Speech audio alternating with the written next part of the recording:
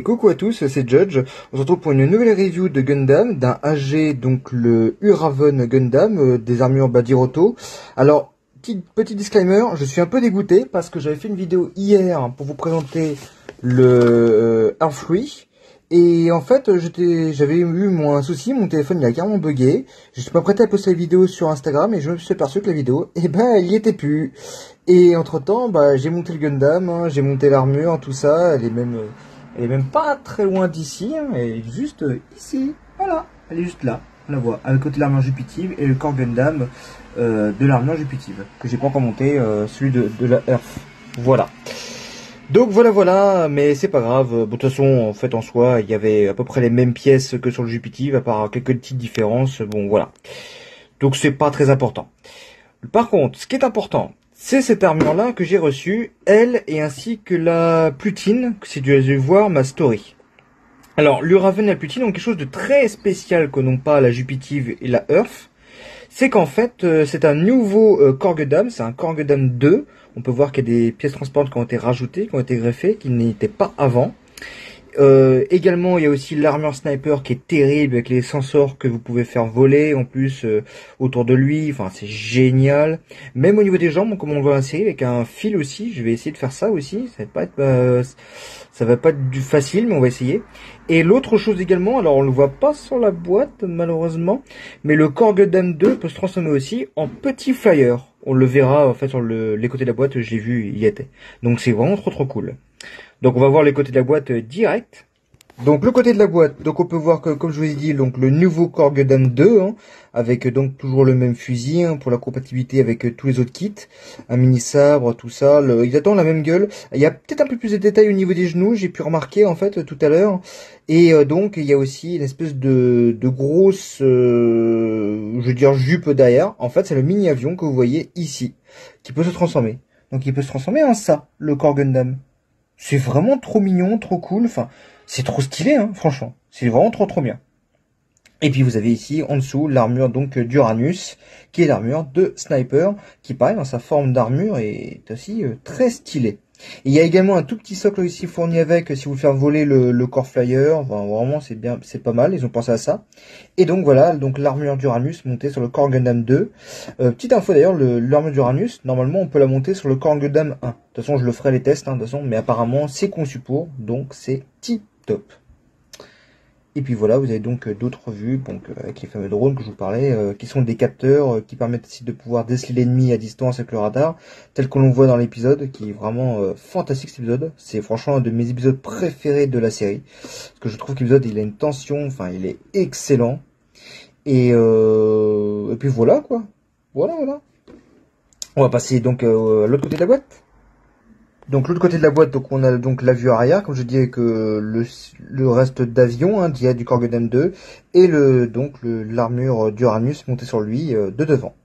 Donc ça lui fait une très bonne gueule. Le fusil apparemment, le canon peut s'allonger encore plus. Il y a moyen aussi de bien mettre une pièce blanche pour le caler sur le bras. Il y a également une main ouverte aussi, qu'il n'y avait pas du tout sur les autres versions. Ça c'est plutôt tip top, que vous pouvez donc mettre en dessous du fusil comme il le tient, ou il y a une poignée où le bras peut, enfin la main peut aller dans la poignée sur le côté aussi. Donc plutôt sympa qu'il y avoir pensé. On va regarder ce qu'il y a à l'intérieur. Donc ce qu'il y a à l'intérieur de la boîte, donc on a donc comme je l'ai dit un petit socle vendu, hein, avec, hein.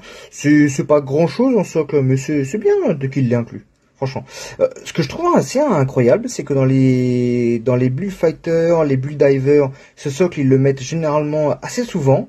Par contre, maintenant j'ai remarqué que dans les tout nouveaux kits, ils ont tendance à carrément plus le mettre maintenant. On a eu le Rarka ou le Darylbal des Calibarn, c'était inclus et c'était trop cool. Je sais que c'est pas un socle, c'est un socle de fortune, on va dire ça comme ça, mais c'est quand même bien de l'ajouter. Voilà, c'est vraiment trop cool qu'il l'ajoute quand même.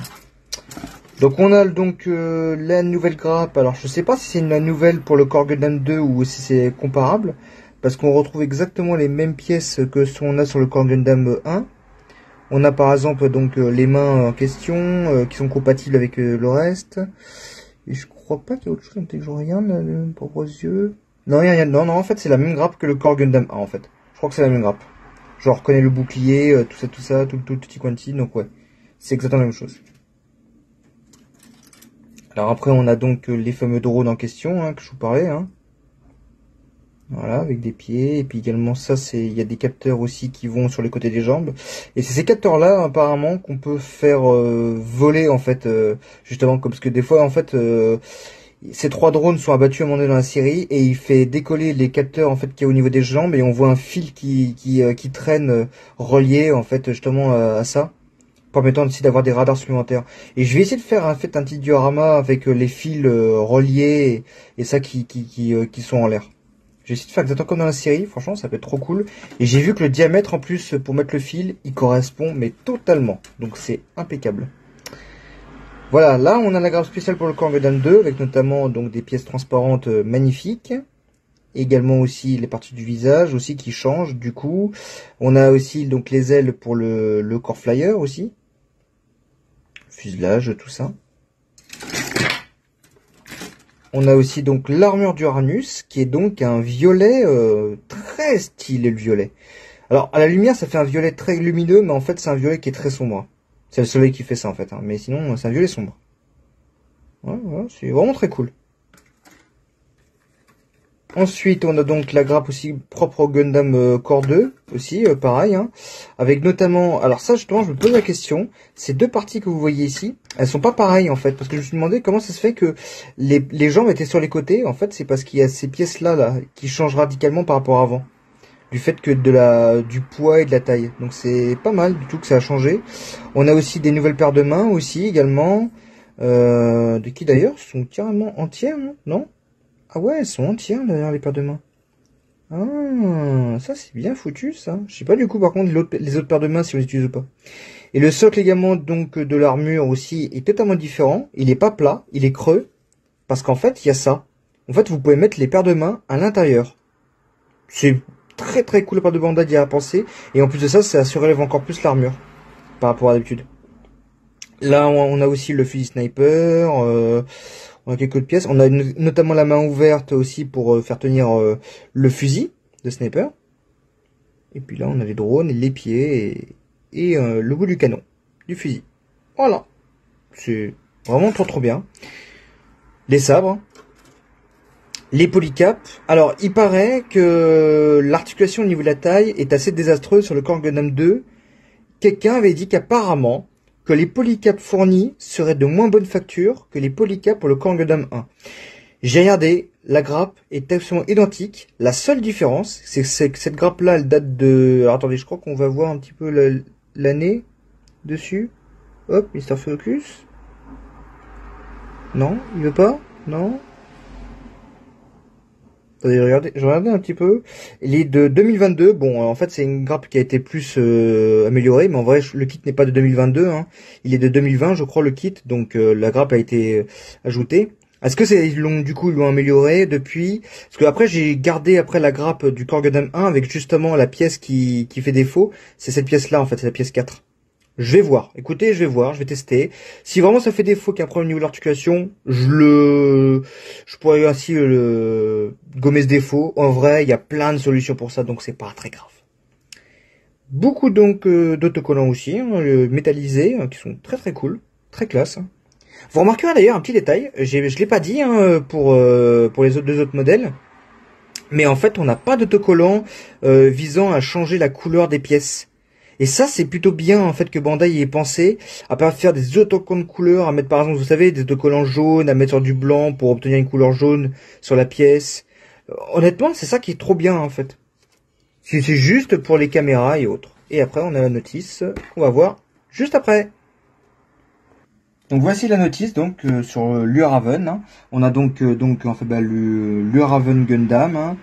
Le Core Gundam 2, si vous avez pu voir ma vidéo précédente sur le Jupitive, vous avez pu voir que ce n'est pas du tout le même modèle. Hein. Il y a quand même beaucoup de différences. Hein. Bon, à part que les couleurs, il y a beaucoup de ressemblants hein, quand même. Hein. Le fait qu'on ait sur une dominance de blanc avec le torse rouge, les ailettes pour le bassin qui sont jaunes.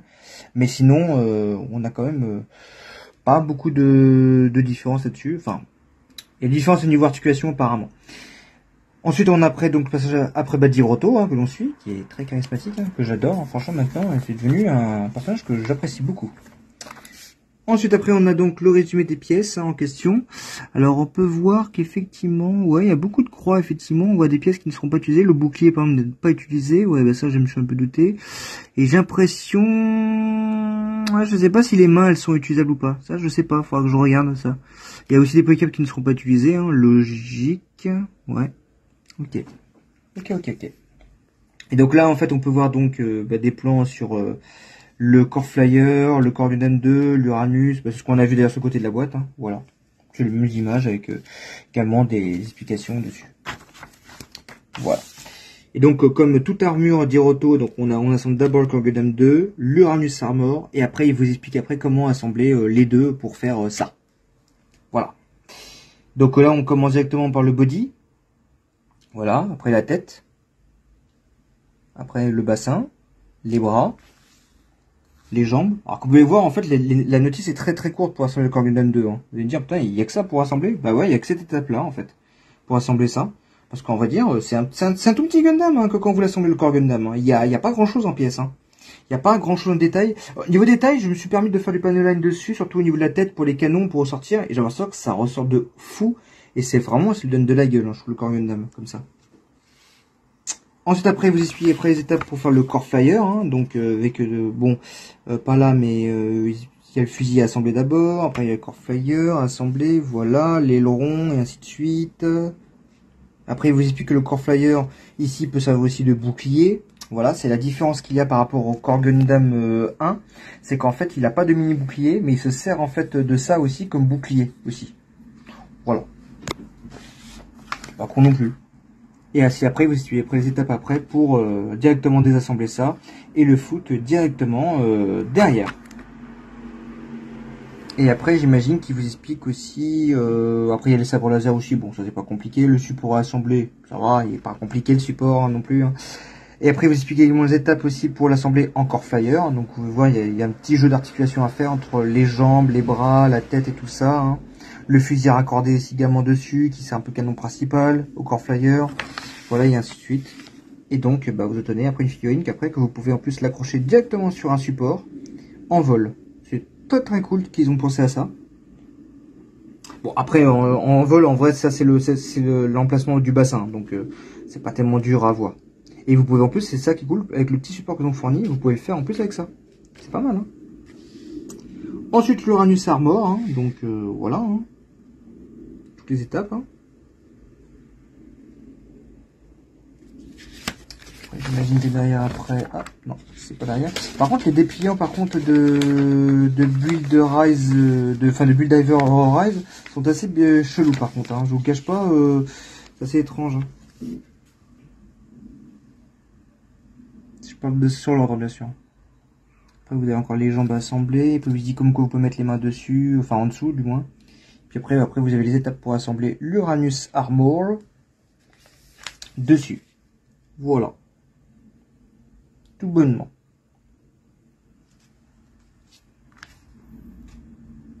Voilà, et puis aussi il vous explique également les quelques gimmicks aussi avec le fusil sniper où le canon peut s'allonger, avec le drone vous pouvez les enlever, vous pouvez également donc les basculer aussi sur l'arrière pour faire un serveur de radar ou de mitrailleuse supplémentaire, et également vous pouvez les foutre sur des supports, comme il vous l'explique également. Voilà, et il vous explique également aussi que vous pouvez aussi, soit parce que vous avez que le Core Gundam 2, c'est que ce Core Gundam 2 est compatible aussi avec les kits, les autres kits du Core Gundam 1. Voilà. Écoutez, c'est un très beau bébé en tout cas, je suis très content de l'avoir franchement. Donc il y a ça et le Plutine. Je sais que par contre c'est les figurines à base de Core Gundam 2, elles ont été vraiment un petit peu décriées. Là où le Core Gundam 1 a eu une très bonne réception avec notamment l'armure Mars, Vénus, Mercure, la Jupitive notamment et la Terre. Où il y a eu une réception de dingue pour ces armures-là. Mais à partir du Core Gundam 2 pour l'Uraven et les autres kits qui sont le Saturnix, le Neptite et surtout la Plutine, il y a eu des commentaires négatifs en disant que ces armures étaient vraiment un peu décevantes, surtout au niveau de l'articulation.